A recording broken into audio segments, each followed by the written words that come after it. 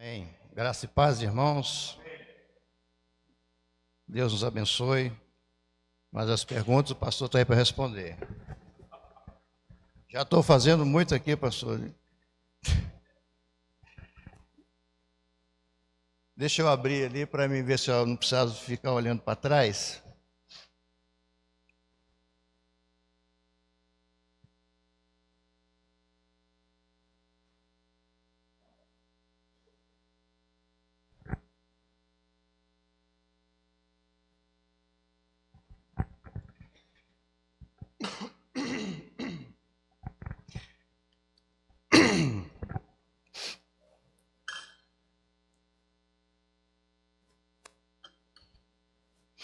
Irmãos, nós estamos então vendo neste curso de verão sobre as doutrinas, as maravilhosas doutrina da graça.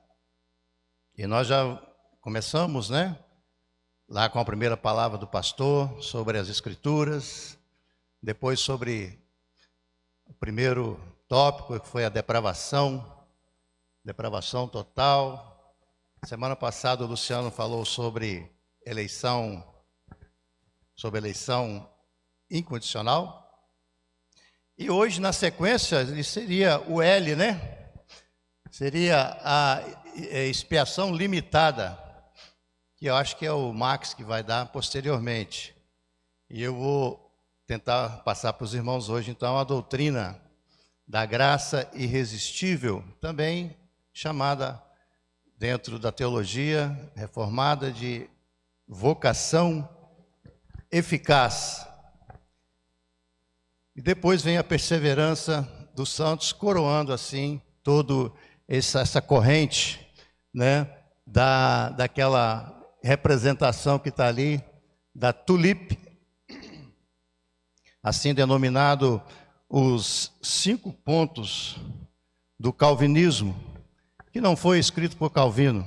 Os irmãos acho que já aprenderam isso, Nós vimos aqui, acho que o Luciano disse como chegou a isso. Podemos passar para a próxima tela aí. É isso aí. Aqui só para rapidamente colocar os irmãos no contexto, dessas doutrinas. Durante toda a história do cristianismo, sempre houve essas questões, essas discussões.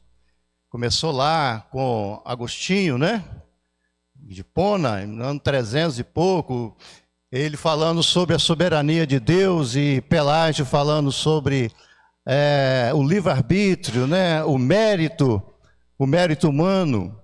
Então essa discussão vem de muito tempo, passa pela Reforma, e chegou um momento da história que precisou, então, essa igreja da Holanda convocar um sínodo, convocar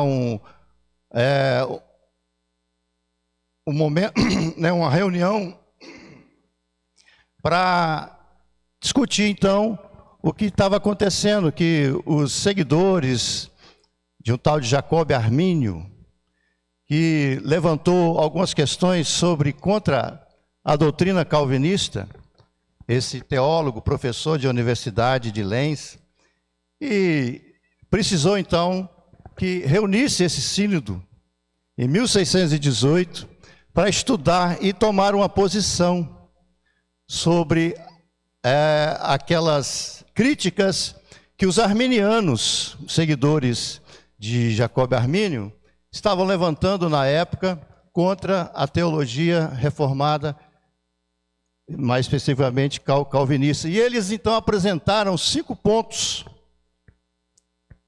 refutando a doutrina calvinista. E nós não vamos entrar então nesses 5 pontos, mas esse sínodo discutiu então numa comissão, e essa comissão apresentou ao plenário o resultado da discussão, dos estudos, que foram 7 meses de debates, e chegou-se à conclusão, então, e eles refutaram, então, aqueles pensamentos, essa doutrina arminiana, os nos 5 pontos que eles levantaram na época contra a doutrina calvinista. E, na verdade, esse sínodo chegou, então, à conclusão que essa doutrina não é bíblica e ela foi considerada, então, herégine. E foi criado, então, os cânones de Dort, que foi aprovado e foi solenemente promulgado. Só para os irmãos situarem bem ali, olha, o arminianismo aceitava até a depravação, mas ela era parcial. Não era a depravação total, ou seja, a total incapacidade do homem de chegar-se a Deus, de fazer o bem, de querer as coisas de Deus. A eleição para os arminianismos, ela depende, né, da vontade, aquela preveniência de Deus, porque Deus conhecia, sabia, que o Luciano ilustrou até bem aqui, né? A questão aqui mostrou, aqui mostrando o caminhar da nossa vida, e lá na frente a gente ia se arrepender, né? Então Deus, olha, ele vai se arrepender, escreve o nome dele aqui. Não é assim. A eleição é na eternidade, Jeremias 31:3, né? Deus nos chamou desde a eternidade com amor incondicional. A redenção particular, ou seja, a redenção limitada, a expiação limitada, Jesus morreu pelos seus, não por todos indistintamente, não por todos, mas por aqueles que ele elegeu um dia. E o arminianismo acha e divulga e advoga que a redenção é universal. E hoje, então, nós vamos tirar essa pétala para nós discutirmos, que é chamada aqui nos cânones de Dort de graça irresistível, ou melhor, o nome mais próprio seria realmente vocação eficaz. E nós vamos ver por que essa graça é irresistível, por que a vocação é eficaz. E a graça, irmãos, ela permeia, né, toda essa corrente da salvação, do plano de Deus, né, começa e perpassa por todos esses pontos, né, que é a graça soberana, maravilhosa de Deus sobre todas essas coisas. E o último estudo seria a perseverança, o último ponto, né? Seria a perseverança dos santos. Ali repetiu perseverança dos santos, mas até certo ponto, pelos arminianos, que você pode, então, perder a salvação. Você não tem assegurado, Deus não é capaz de te sustentar, né? A graça de Deus não é capaz de te sustentar até o fim. Vai depender de você. Você pode, né, perder a salvação. Você está ali na rua, passou do sinal vermelho, Deus vai lá e risca o seu nome do livro da vida. Mas se você está na rua e ajudou uma velhinha a atravessar na faixa, Deus vai lá e escreve o seu nome no livro da vida de novo. Que Deus é esse, que não tem poder para te sustentar, para te levar até o fim. Os irmãos estão comigo aí, pastor? Posso falar assim?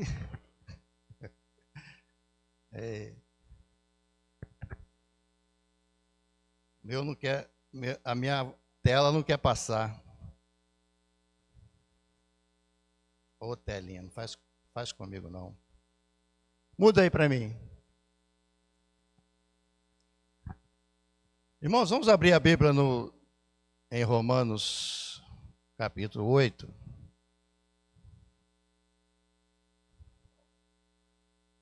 A minha travou aqui, eu não sei porquê.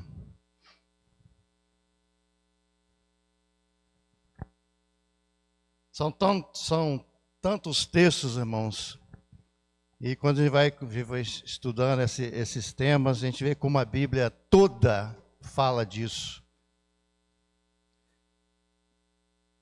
Poderia escolher outros textos, mas esse me chamou mais a atenção. Romanos 8, essa cadeia da salvação, a ordem da salvação. Capítulo 8, verso 28 a 30. Os irmãos me acompanhem. Sabemos que todas as coisas cooperam para o bem daqueles que amam a Deus, daqueles que são chamados segundo o seu propósito. Porquanto, aos que de antemão conheceu, também os predestinou para serem conformes à imagem de seu Filho, a fim de que ele seja o primogênito entre muitos irmãos. E aos que predestinou, a esses também chamou.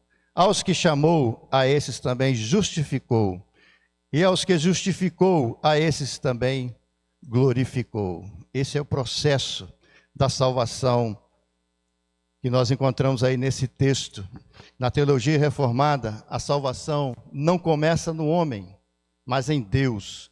E esse tema, a vocação eficaz, é o momento em que a obra eterna da eleição se manifesta na história e na vida do pregador. Para entender a graça irresistível, nós vamos localizá-la então dentro desse processo.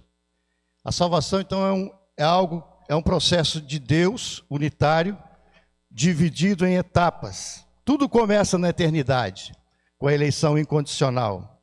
E aí entre a eleição e a nossa conversão, no tempo de Deus, ocorre então a vocação eficaz.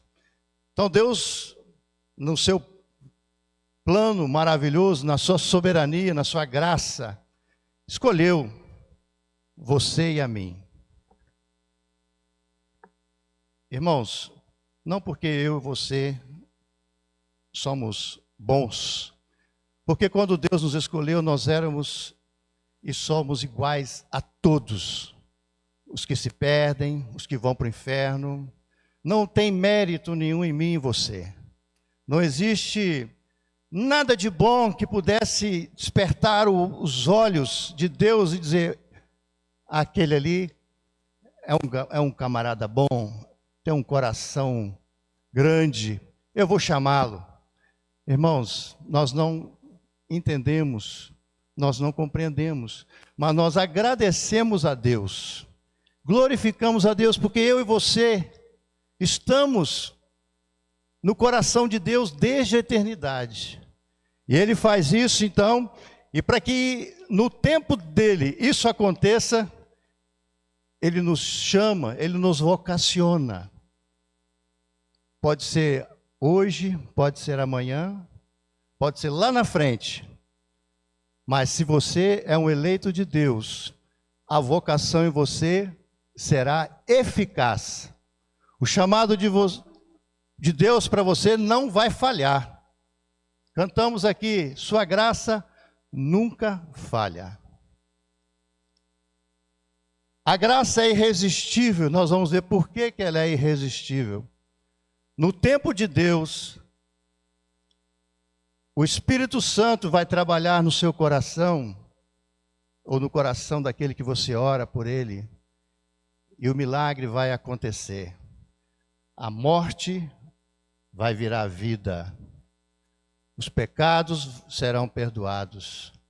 A sua vontade será transformada. Seus desejos e gostos serão purificados e santificados no tempo de Deus. Então, se você fala assim, olha, eu tenho uma pessoa, um familiar que eu oro, ela ouve, mas ainda não, o coração dela permanece um coração de pedra. Mas se ela é escolhida por Deus, no tempo de Deus, essa graça não vai falhar, esse chamado não será, ele será eficaz naquilo que ele se propõe. Por que nós precisamos da graça? O próximo slide. Por que a necessidade da graça e que ela seja irresistível? Nós estudamos semana passada atrasada, né, com aquele presbítero lá de Brasília, que o homem, ele é totalmente incapaz de vir a Deus por si só. Ele não tem vontade, ele não tem desejo, ele não almeja as coisas de Deus. Ao contrário, o homem natural está morto em pecados e é escravo da sua própria vontade corrompida. Efésios vai falar isso para nós. Ele nos deu vida, estando vós mortos nos vossos delitos e pecados, nos quais andaste outrora, segundo o curso deste mundo. Ele tem essa tendência somente para o mal. Eu já ouvi há muito tempo atrás, já ouvi repetidas vezes, né, que a vontade do homem é aquela vontade, ou o livre-arbítrio do homem é aquela livre-arbítrio do urubu, né? Fácil de entender. Você deixa o urubu escolher o que ele vai comer. Uma comidinha cheirosinha, gostosinha, feita, né? Põe os dois ali. E deixa um monte de carne podre, carniça, do outro lado. O que ele vai preferir? Ele tem condição, ele só vai para a carniça, ele só vai para o erro, ele só vai para o pecado, a sua tendência, ele é escravo daquilo, ele não consegue ir para o bem, para as coisas de Deus, ele é totalmente incapaz espiritualmente, ele tem a incapacidade moral. Romanos diz, não há quem busque a Deus, não há um sequer, não há justo, não há um sequer. E a mente carnal é inimizade contra Deus, não há um justo, não há nenhum sequer. Não há quem entenda, não há quem busque a Deus. Todos se extraviaram, a uma se fizeram inúteis. Não há quem faça o bem, não há um sequer. Resistência natural. O pecador tem essa resistência inerente nele. Está lá no DNA dele, do pecado original, herdado dos nossos pais. Ele tem essa resistência às coisas de Deus. Aliás, a Bíblia fala que ele é inimigo de Deus. Ele não é tão somente resistente, mas ele é inimigo.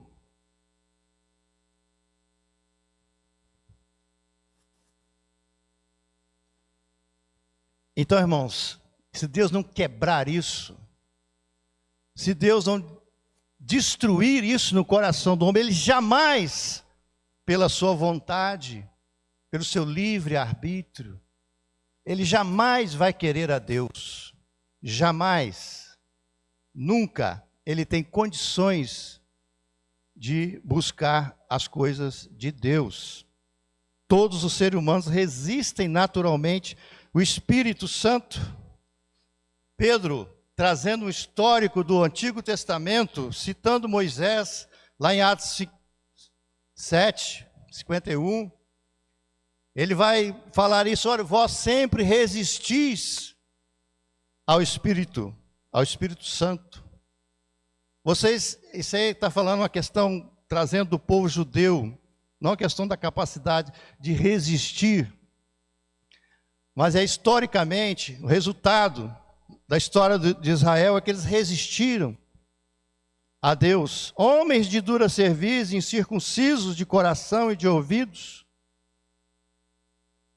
vós sempre resistis ao Espírito Santo, assim como fizeram vossos pais, também vós os fazeis.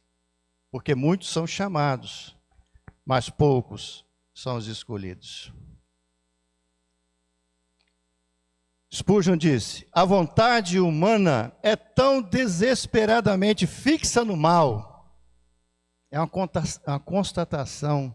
A vontade humana é tão desesperadamente fixa no mal, que sem a influência poderosa, sobrenatural, irresistível do Espírito Santo, nenhuma vontade humana será constrangida a crer em Cristo.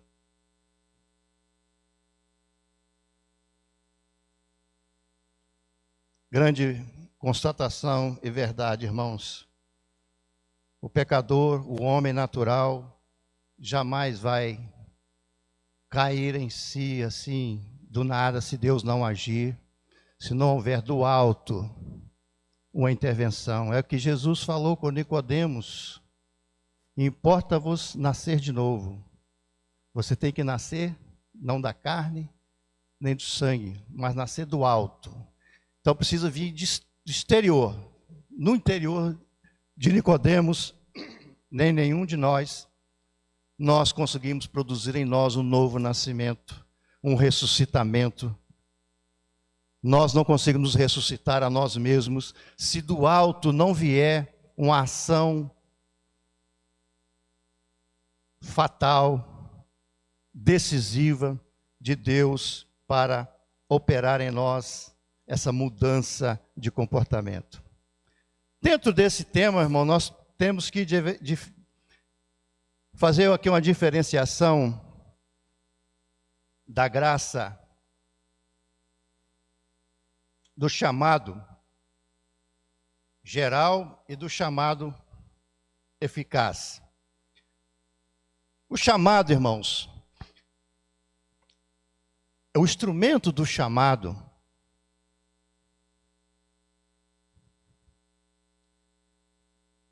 é o Evangelho, é a pregação do Evangelho. Deus chama, muitos são chamados.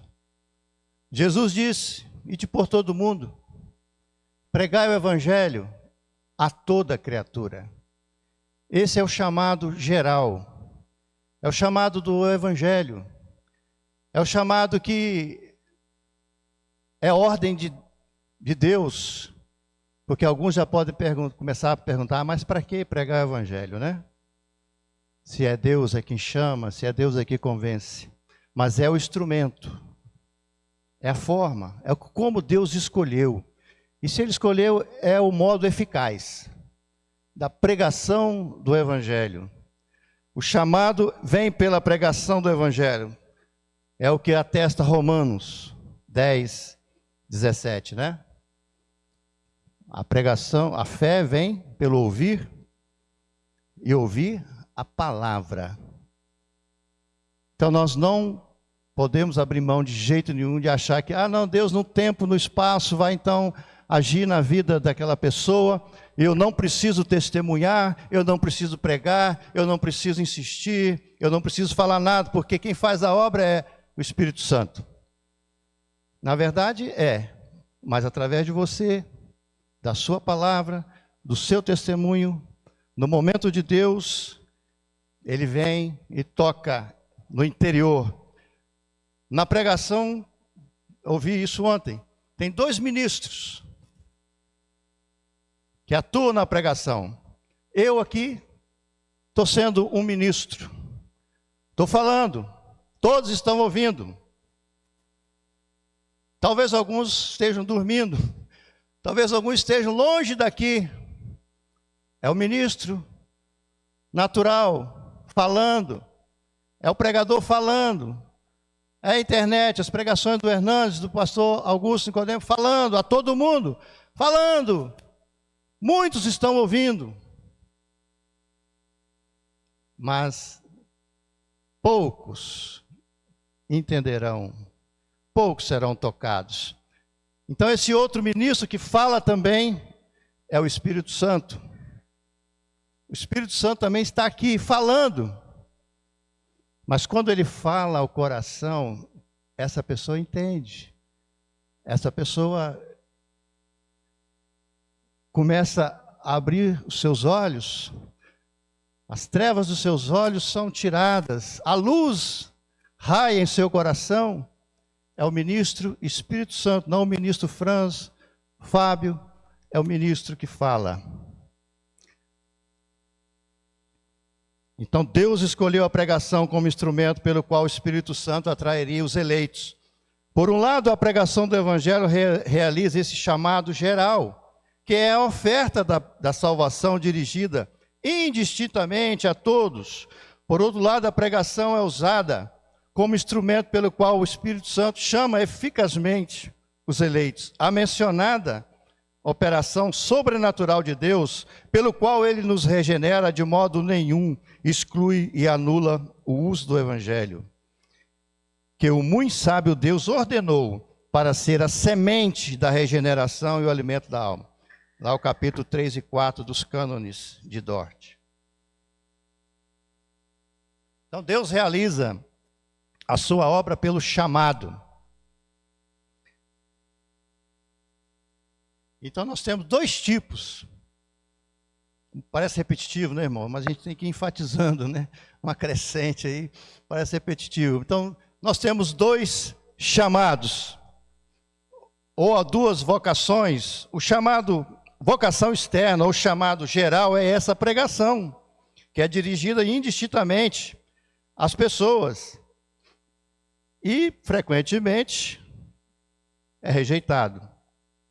Jesus diz: ide, portanto, fazei discípulos de todas as nações. Mas nós vimos aqui que poucos são escolhidos, poucos ouvem. Vós resistis ao Espírito Santo. É assim, o ser humano resiste.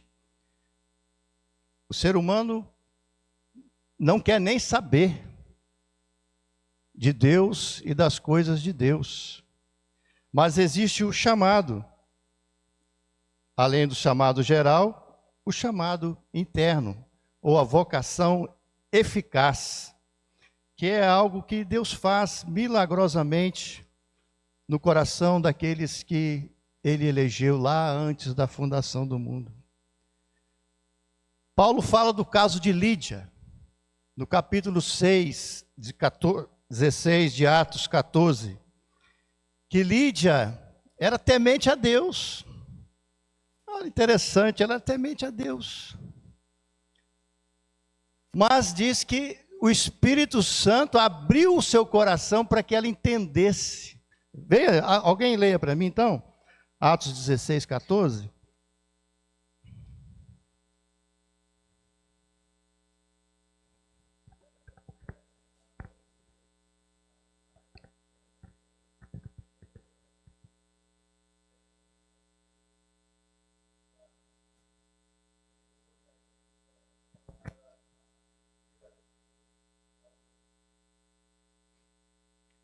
Irmãos, pode ter sido a sua história, foi a minha história. Nasci na igreja, fui criado no Evangelho, minha mãe está aqui, me levava para a igreja, trabalhei na igreja, na minha infância, adolescência, trabalhei muito na juventude. Mas lá pelos 17 anos só, que Deus abriu meu coração para entender as coisas de Deus. Foi o momento que Deus, na sua graça, irrompeu em meu coração e me constrangeu a Ele. Talvez seja a sua história. Em dado momento, Deus, mesmo você sendo cristão, vindo à igreja, mas você ainda não tem uma experiência com esse Deus transformador. Você ainda não teve esse abrir dos olhos dado pelo Espírito Santo. Então isso é chamado, isso é dito que essa é a vocação interna, ou chamado eficaz. Ou seja, esse chamado, ele vem de Deus, do alto, dos céus, da eternidade, e ele é invencível, ele é irresistível. Ele vai fazer aquilo para o qual ele foi, para o qual é o seu propósito, de abrir o coração, de iluminar a mente. É impossível que ele não faça isso. Então ele é eficaz nisso, porque Deus é quem vai fazer isso, e nós vamos ver como.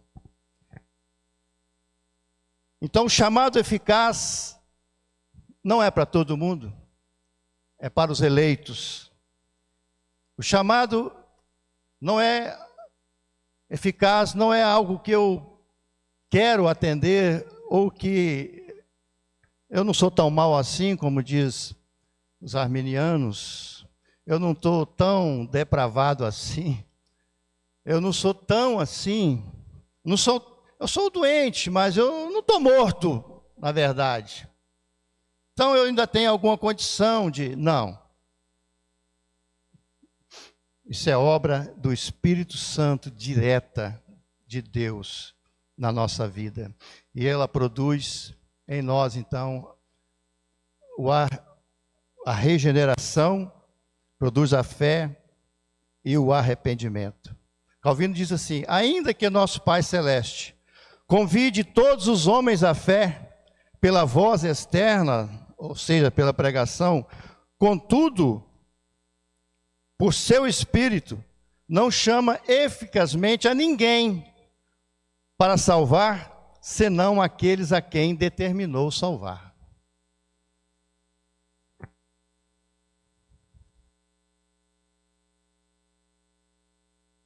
Está confuso, irmãos? Está dando para entender? Ô, Eliseu, você é o meu termômetro. Fala aí. Está tudo bem? Me ajuda. Está um pouco confusa? Vamos para frente. Vamos ver se o pastor vai clarear depois. Vamos dar uma ilustradinha aqui. Mais ou menos nós estamos falando. Jesus... Nessa experiência, então, vai falar um pouco como é essa obra da vocação eficaz, do chamado eficaz. Lázaro, irmãos, estava morto, né? Quantos dias? 4 dias, Lázaro estava morto. E diz a Bíblia que ele já cheirava mal. Lázaro estava totalmente morto? Completamente morto? Não, estava. Lázaro estava ele estava até podre, né? Alguns entendidos falam que Jesus esperou aí passar 4 dias, porque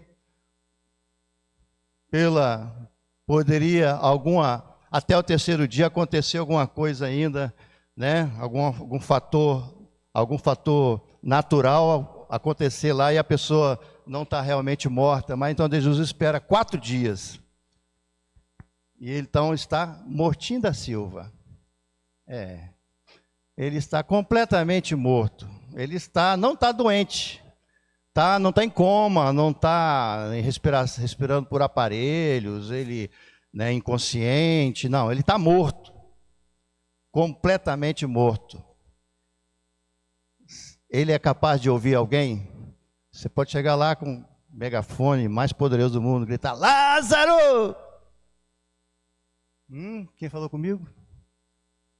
Ele não vai ouvir, ele não tem condição de atender, ele não tem a mínima condição de né, se mexer ali, se desvencilhar desses trapos. Ele não tem condição, ele está completamente inerte, completamente incapaz de por si só fazer alguma coisa. Ele só voltaria na eternidade, quando Jesus voltasse. Então, Jesus chama, né? Lázaro, vem para fora. Aí Lázaro pensou assim: eu vou ou não vou? Será, né, pastor? Eu devo sair daqui, que está tão quentinho? Irmãos, ele nunca faz, não é isso. Lázaro, essa palavra de Jesus, segundo aqui alguns estudiosos, é a mesma coisa quando Deus falou lá no início: haja luz, e houve luz. É uma palavra criadora, poderosa, que veio do céu, penetrou em Lázaro e deu vida, sem nenhuma participação de Lázaro. Deus fez toda a obra completa em Lázaro. Deus providenciou para que ele pudesse ouvir. Deus injetou nele a vida. E que ele não teve nada a ver com isso. Não teve Fala, não, Senhor, pode vir. Lázaro não cooperou em nada com o chamado. O chamado é que produziu nele o milagre, a transformação. É Deus, é o Espírito Santo. Primeiro tem que vir a vida milagrosa, a palavra criadora, que faz as coisas brotarem do nada, que faz as coisas passarem a existir. Então Deus primeiro vem com a vida, e depois vem a resposta. Deus regenera aquela pessoa. Deus muda a sua vontade. Deus muda os seus conceitos. O homem não tinha vontade, o homem não tinha desejo, mas agora ele passa a ter desejo de Deus. Ele passa a ouvir e entender Deus a partir desse momento. É algo simultâneo. Vem a regeneração, esse milagre. Aí vem a fé. Você não tem a fé primeiro. Isso é importante. Você não vem, ouve, eu creio, eu me arrependo. Não. Você só tem fé porque você foi regenerado. Você tem fé, com a fé vem o arrependimento, e aí vem a santificação na nossa vida. É isso que aconteceu com Zaqueu também. Jesus não tinha nem que passar em Jericó, mas ele passou por causa de Zaqueu. Ele foi passar ali por causa de uma pessoa. Ele vai lá e chama: Zaqueu, desce daí. Olha, chama pelo nome. Tinha um endereço certo, tinha uma finalidade, tinha um objetivo. É pessoal.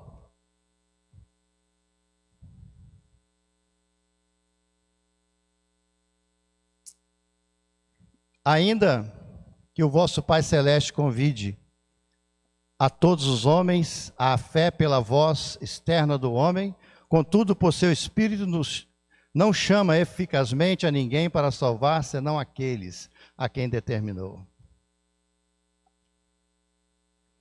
Vamos falar um pouquinho, então, ou continuar falando sobre graça, né? Por que ela é irresistível? A operação da graça. É um erro achar que Deus força o homem contra a sua vontade.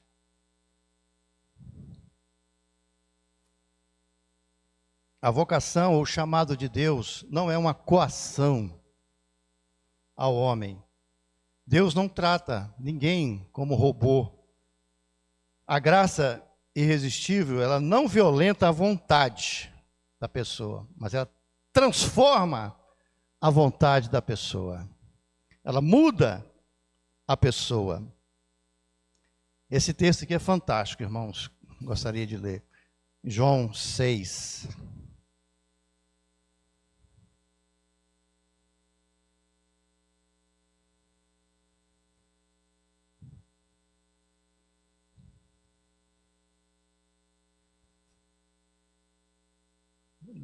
Quarenta e quatro.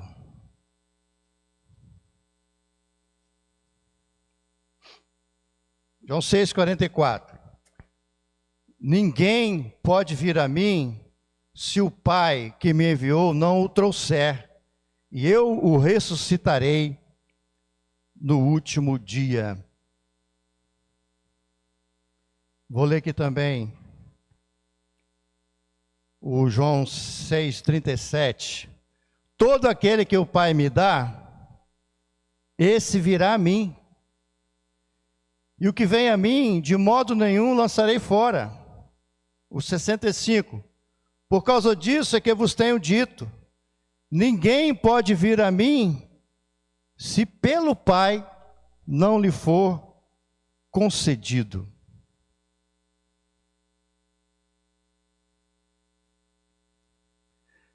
Irmão, ninguém pode, prestem atenção, ninguém pode vir a mim, ninguém.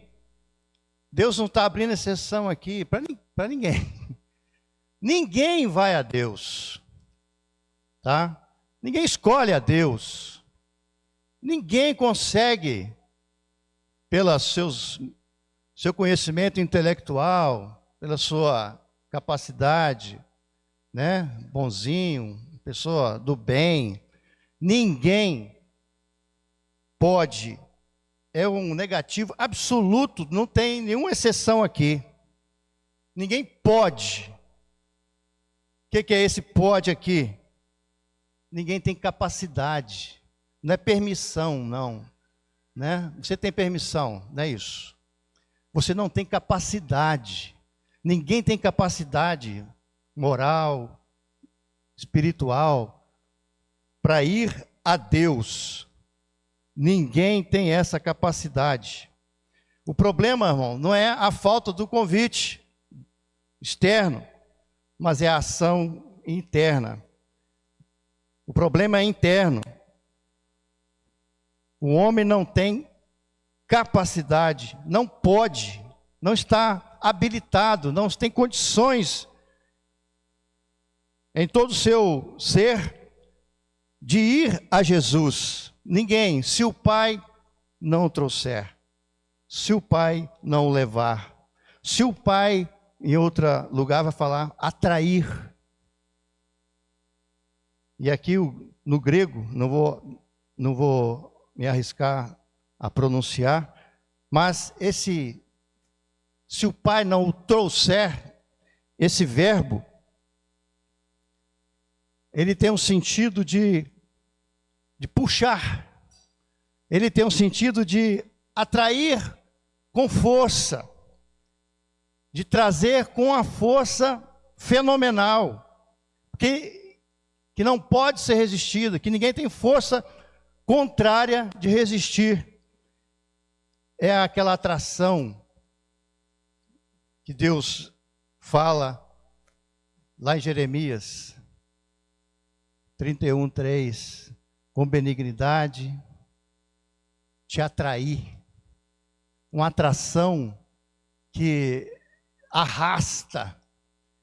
Eu tive pensando assim naquela tsunami que vem, e que tem ali, né, uma casinha de barro, de palha, aquela arraste de tudo, e não tem como alguém resistir a essa força poderosa, essa atração que está relacionada também em outros lugares, que é puxar as redes, ele arraste.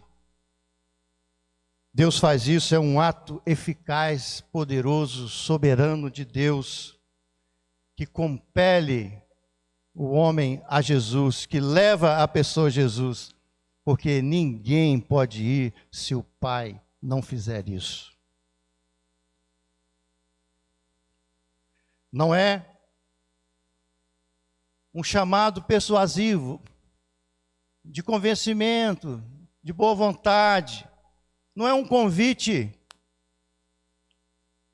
atrativo, não. Aqui é a ação eficaz.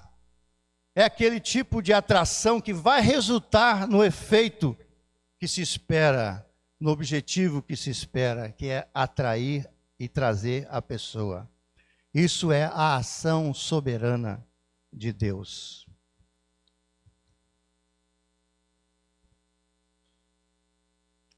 Por causa disso é que eu vos tenho dito, 65, ninguém poderá vir a mim se o Pai, pelo Pai não lhe for concedido. Por causa disso que é graça irresistível. Por causa disso é que é vontade, que é a vocação eficaz. Porque ela não falha, ela não pode ser resistida, ela não tem como ser resistida, porque é uma força que ninguém pode ir contra.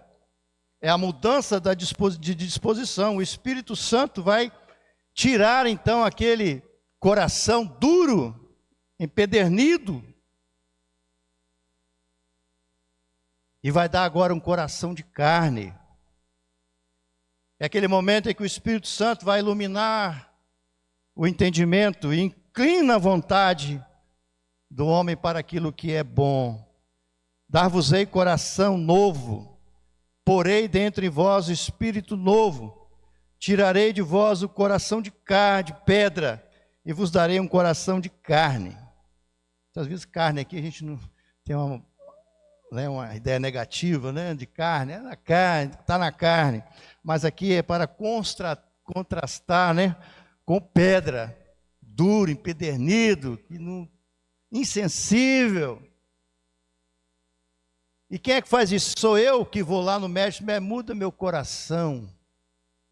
Eu quero mudar meu coração. Não, é Deus que vai fazer isso. A promessa é que Ele faz isso. É Deus fazendo isso. E aqui a gente lembra daquele texto maravilhoso de Jeremias 32:40. E farei com eles uma aliança eterna, segundo a qual nunca deixarei de lhes fazer o bem. E porei meu temor no seu coração, para que nunca se apartem de mim. Olha aí a perseverança dos santos. Deus é quem coloca no seu coração o temor dele. Não é porque você, vou para lá para a igreja, vou aprender, é Deus que te traz. Você não queria vir para cá não, irmão. Você queria ir para a praia, você queria estar fazendo outra coisa, mas é o Espírito Santo que convenceu a você da necessidade de buscar a santidade, de buscar a Deus. Porei meu temor no seu coração. Olha, isso é de Deus. Farei com eles uma aliança, é da livre, soberana graça de Deus. É Ele que vai fazer uma aliança, é Ele que fez essa aliança em Jesus. Não, Senhor, eu quero fazer uma aliança com o Senhor porque eu quero me dar bem. Não. Deus, eu vou fazer uma aliança com você e vou colocar no seu coração o meu temor. E você não vai sair da minha presença. Você vai perseverar até o fim, porque nunca você vai apartar de mim. Aquela atração de Jeremias que fala que com amor eterno te atrair, é um verbo que expressa continuidade. Ele te atraiu no passado, te atrai no presente e vai continuar te atraindo no futuro. Deus está te segurando, Deus está te preservando, Deus vai te levar para o céu. O pecador vem a Cristo livremente, pois agora ele deseja a Cristo. Quando o coração é tirado de pedra e agora tem um coração sensível, ele tem uma resposta. Então ele vem, ele deseja Cristo, como diz Hermann Hoeksema. O pecador é vencido pela graça de tal forma que se torna muito disposto a vir. Que bênção! A fé não é a causa da regeneração, já falei, mas é a sua evidência. Primeiro Deus dá a vida, depois nós cremos. Essa doutrina da graça, da vocação eficaz, significa que Deus é soberano e pode sobrepujar toda resistência quando quiser. Segundo a sua vontade, Ele opera com os exércitos dos céus e os moradores da terra. Segundo a sua vontade, Ele opera com o exército do céu e com os moradores da terra. Não há quem possa lhe deter a mão.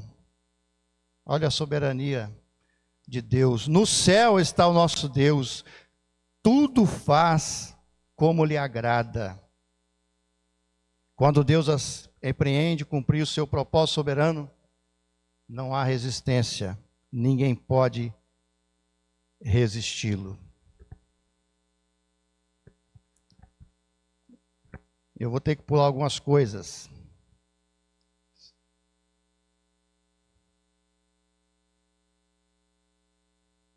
Eu queria falar algumas coisas aqui sobre o que a doutrina arminiana fala e a reformada. Vamos passar muito rapidamente. Sobre o homem, a situação do homem, a natureza do homem, os arminianos falam que o homem pode cooperar com Deus para ser salvo. Você tem algo de bom, então você tem como responder, a esse chamado. Mas a teologia que nós estamos defendendo, que a igreja advoga e tem como bíblica é que o homem está espiritualmente morto, totalmente incapaz de responder, a não ser que tenha um milagre poderoso. Resistir à graça. Segundo os arminianos, o homem pode resistir à ação de Deus. A salvação depende, então, da decisão do homem. Mas a teologia reformada diz que a vocação de Deus é eficaz. Ela transforma o coração para que esse responda voluntariamente. No evangelismo, então, fica prejudicado, segundo o pensamento arminiano, a teologia arminiana. Você não precisa, então, pregar o evangelho, né? Porque Deus é que vai fazer tudo. Mas nós cremos que Deus ordenou que o meio para o qual vai chamar os seus eleitos é a pregação do evangelho. Mas a conversão depende de Deus. De quem é o crédito da salvação? Segundo a teologia arminiana, depende de um movimento do homem inicial. Ele dá o primeiro passo. E aí o Espírito Santo viu o que ele quer, então ele vai e transforma. Mas nós não cremos assim. Todo o crédito da salvação é inerente a Deus. Fé e arrependimento também são dons de Deus. Aqui a gente teria que parar, né, para estudar melhor isso aí, mas vamos em frente.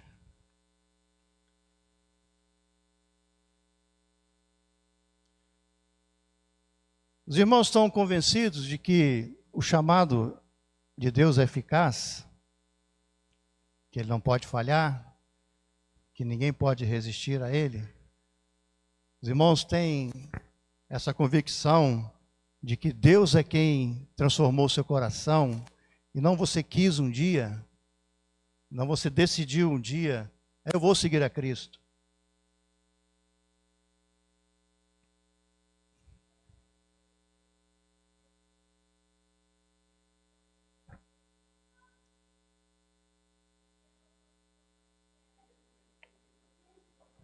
Sim. Ela não quer até que o Espírito Santo e Deus fala, agora você quer. Aí ela passa a querer. É soberania, né? Resiste. Aí muitas vezes fala a graça irresistível, não é talvez a melhor tradução, porque ali eles fizeram uma forma de caber no acróstico, né? O termo certo é vocação eficaz.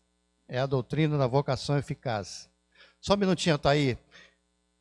Mas se você então entende essas coisas, para que você foi chamado? Vamos rapidamente encerrar a nossa lição. Você foi chamado para ficar sentado no banco, para esperar a volta de Cristo. Né? Para que você foi chamado, irmão?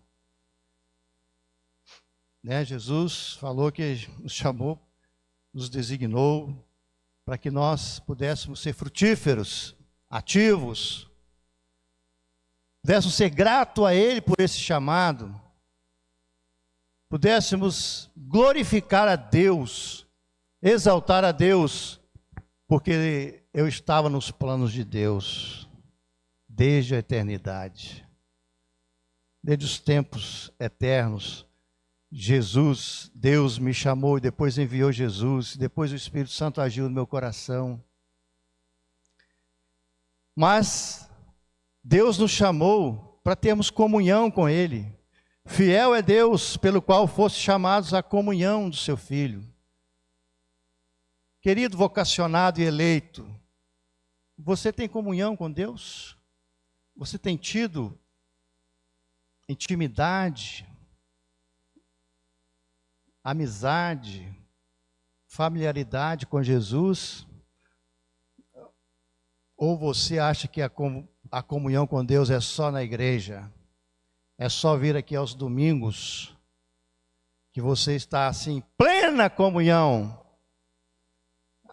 Meus irmãos, quanta bênção a gente perde Quanta coisa que Deus quer falar com você e você não está ouvindo, por falta da comunhão, por falta de intimidade, por falta de dedicação à oração, ao estudo da palavra. Você nunca vai perder tempo se você dedicar seu tempo à oração, à leitura da palavra. Você vai crescer muito. Sua fé vai ficar robusta. Você vai ficar um crente maduro. Você vai ser um instrumento de Deus. Você vai ser vaso de honra.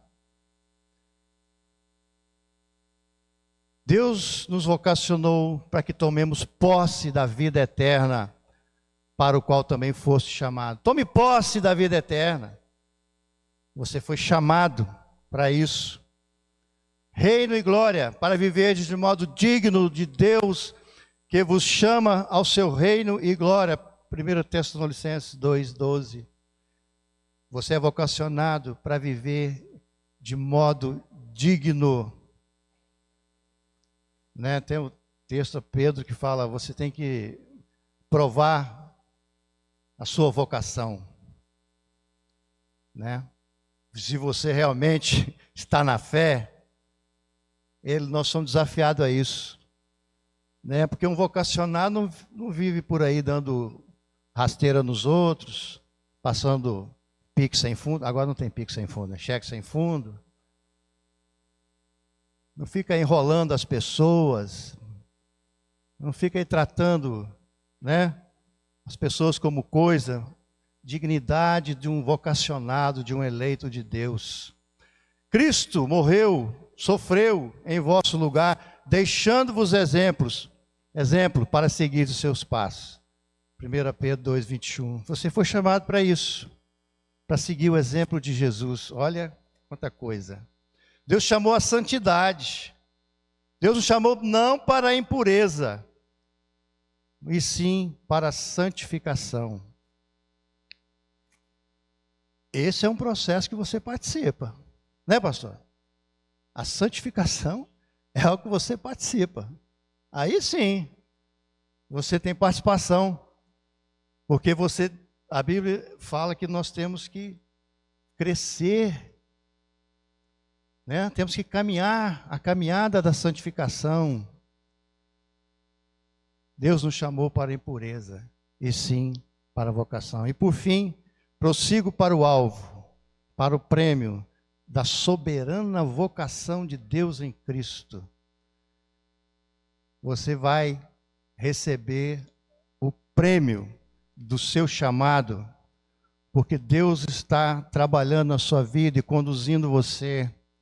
Aquele que começou a boa obra no seu coração vai continuar até o fim. Não vai falhar.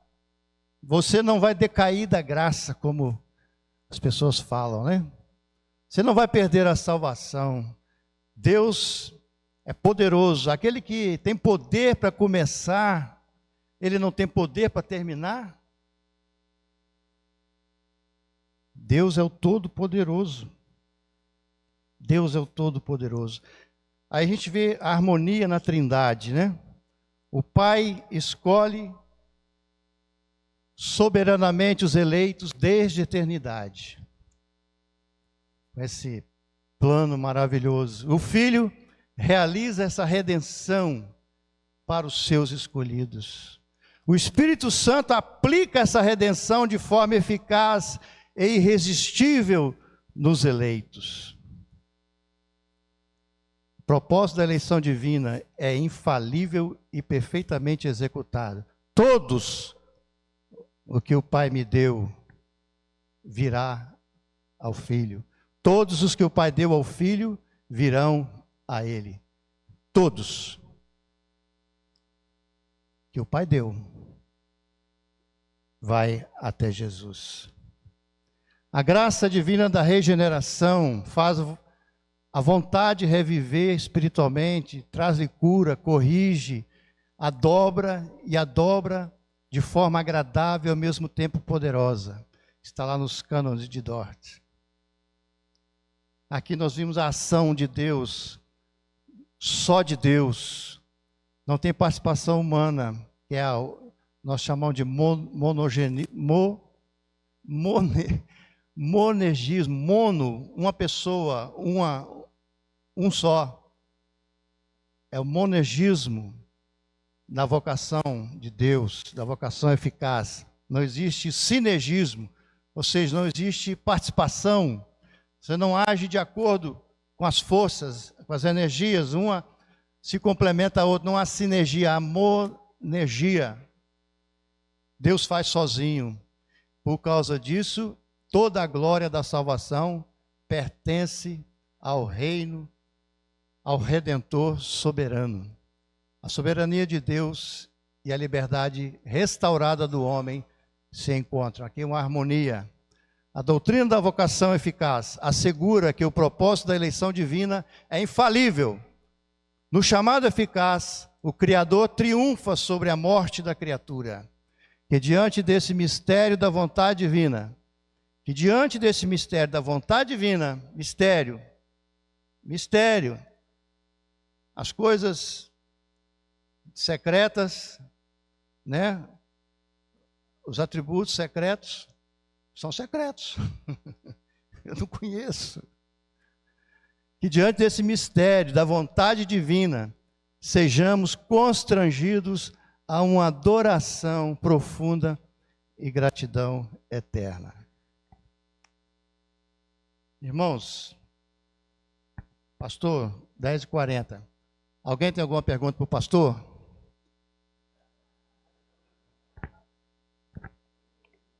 Amém.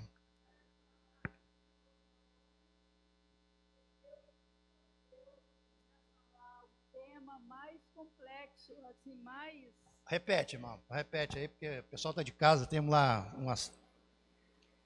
Deus te escolheu para você hoje estar aqui falando esse tema mais conflitivo, mais complexo, pelo menos para mim. Entendeu? Excelente. Essas aulas, esse programa de verão aqui está imperdível. Amém, que glória. Eu acho assim, eu não tenho convencido os meus a assistirem essa coisa tão divina. Não estou conseguindo, né? Glória Mas a Deus. eu tenho duas perguntas. Aliás, um testemunho diante do que você falou e uma pergunta que depois eu vou fazer em particular, porque pode não agradar a muitos. Principalmente os meus, lógico, eu tenho toda a minha parentela, todos, até os amigos são católicos. E uns até não praticantes. Olha só, eu lembro que quando eu li a Bíblia pela primeira vez, foi em 1982.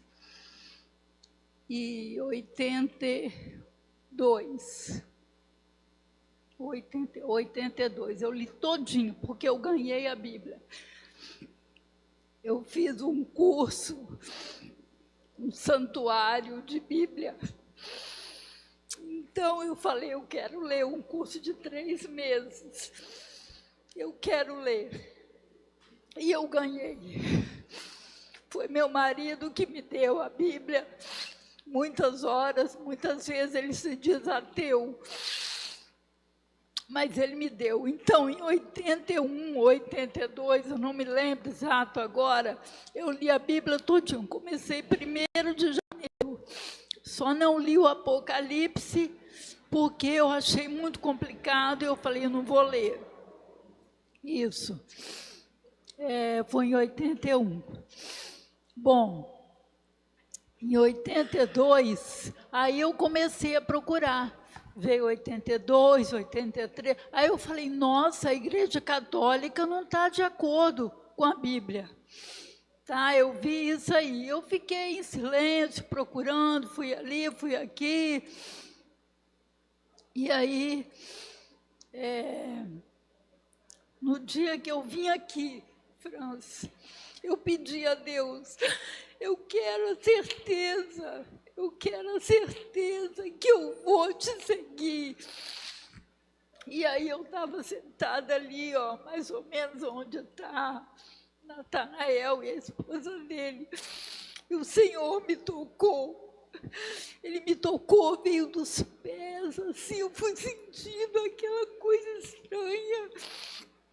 Entendeu? Glória a Deus, irmã. Testemunho fantástico, né? Desde então eu estou caminhando, né? É um processo realmente para mim aí, que Deus, tem essa... Deus, antes do mundo existir, já te conhecia, mas você passou pela vida, passou pela Igreja Católica, sim, e chegou o seu momento. Sim. Que Deus irrompeu na sua vida de uma maneira que você abriu o coração plenamente, né? Sim, né? Tá, a segunda pergunta eu vou fazer mais ou menos sutil. Então, olha só, não é que, né, porque eu já estava adulta, 50 anos, mas, por exemplo, hoje eu vejo toda a minha parentela que a Igreja Católica mudou, melhorou um pouco de 81, né? E aí sim, eu vejo que a minha parentela, primos queridos, tios queridos, mamãe mesmo, eles assim, não, é Jesus, mas eles não deixam de se ajoelhar para rezar até 1000 Ave Marias. Então, o que é isso? Sabe, assim, o Pai não concedeu um deles? Pastor, só pode responder, mas ontem mesmo, no Instagram, eu vi um padre, o título, né, que deram era uma palavra, não sei o quê, assim, de impacto, né? Aí o padre orou, mas parecia um pastor orando, né? É Jesus, é a ação do Espírito Santo. Falei, esse padre teologicamente está beleza. Orou, só não falou em nome de Jesus no final. Mas uma oração linda, orando pela nação, orando pelas pessoas. Eu disse até amém. Mas aí depois, na intercessão da Virgem e tal, aí já desmanchou tudo, né? Já desmanchou tudo. Irmã, assim, muito simplificadamente, né? Os eleitos de Deus na Igreja Católica virão a Deus, né? Pode ser lá mesmo, pode ser em outro lugar, né? Os muçulmanos estão sonhando com Jesus, estão sendo salvos, sem nenhum missionário, sem nenhuma pregação, mas os eleitos, né, estão lá. Os eleitos virão no tempo de Deus. Essa doutrina e toda a palavra de Deus assim nos assegura, né, pastor? Então vem cá terminar e complementar. Queridos, certamente há outras perguntas, e é por isso que nós vamos ofertar a membresia da nossa igreja nesse ano, um curso de teologia. Você vai poder na sala interagir com o seu professor sobre esses temas, que é um espaço maravilhoso então para aprender.